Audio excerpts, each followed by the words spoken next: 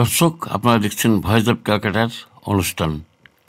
এই মুহূর্তে ঢাকায় বিশ্বস্তমানী মুসলিম গ্রুপ সাতপন্থী ও জুবায়েরপন্থীদের মধ্যে শুরু হয়েছে তুমুল সংঘর্ষ।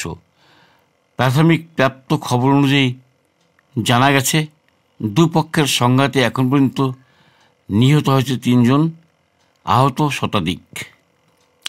প্রশাসন নিয়ন্ত্রণে আনতে চেষ্টা চালাচ্ছেন। এর মধ্যে ইজতেমা স্থলের পাশে আগুনে মানুষ অগ্নিদগ্ধ হচ্ছে, জ্বলছে ঘরবাড়ি। সংঘর্ষ অব্যাহত রয়েছে। বিস্তারিত খবর আসছে।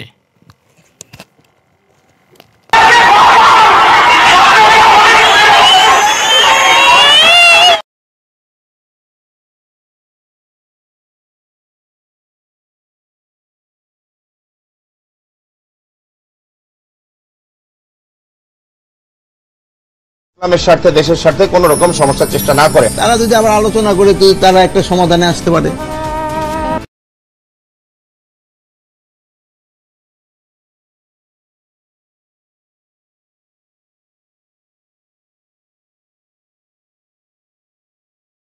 তাদেরকে বোঝানো হয়েছে এবং বলা হয়েছে যে এখানে হচ্ছে আপনাদের জাকাত যাতে ক্লিয়ার করে এবং এখানে সংঘর্ষের যাতে না হয়, কোনো রকম ঝামেলা যাতে না হয়, এই জন্য আমরা এখানে মোতায়েন হয়েছি।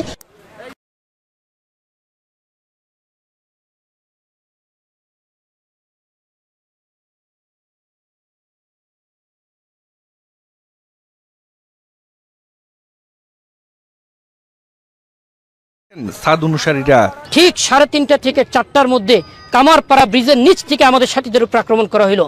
ইট পাটকেল নিক্ষেপ করা হলো, এরপরে লাঠির মাথায় মশাল আগুন জ্বালিয়ে নিক্ষেপ করা হলো। কোনো ঝামেলা করার জন্য আসি নাই। আমাদের মেন মাকসাদ যে আমরা জোর করব, জোরের জন্যই আসছি।